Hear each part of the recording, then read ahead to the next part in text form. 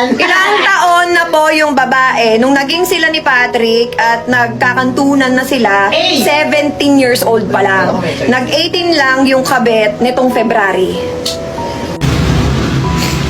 Basically, Bea, ako ang jowa mo.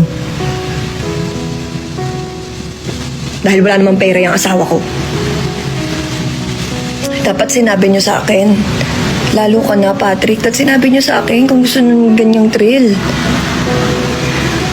Tangina, ang hindi ko matanggap dito. Wala ka nang trabaho, wala kang pera, wala kang napoprovide sa akin. Hindi ka naman kagwapuhan, hindi ka rin matangkad.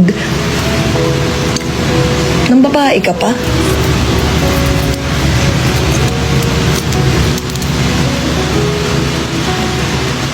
Sabi ko sa'yo, pag nakalimutan kong mahal kita, tapos ka eh. Dahil pagmamahal na lang ang meron ako sa'yo. Tinatanong kita eh. Bakit? Bakit kita patatawarin? Bukod sa mahal kita, bakit kita tatanggapin sa buhay ko? O, anong ma-offer mo? Pera, hindi naman. Pogi ka, hindi rin.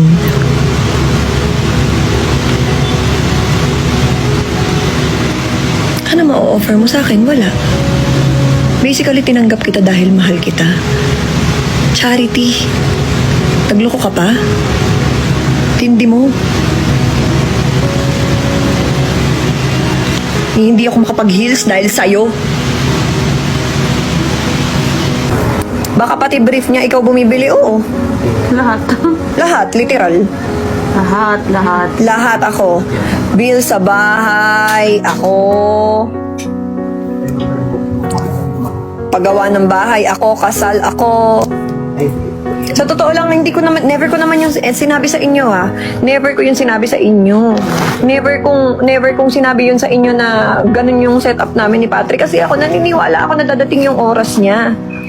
At saka nagpapasalamat ako na nandito siya. Parang, di ba, binibuild ko pa siya sa inyo na sabi ko, hindi ko naman din to kakayanin kung wala yung asawa ko. Di ba? Kasi syempre, sino bang Binigyan mo ba siya ng credit? Oo, binibigyan ko siya ng credit na hindi ko naman to maaabot kung wala siya sa likod ko, na eto, hindi lang ako ang nagsasabi nito, narinig to ng mga kaibigan ko. Narinig ng mga kaibigan ko, binibuild ko siya, ganyan. Basically, hindi ako nagkulang talaga. Ayaw mo na rin talaga, focus na lang ako sa family ko. Kamal ng mukha mo yung mga anak mo!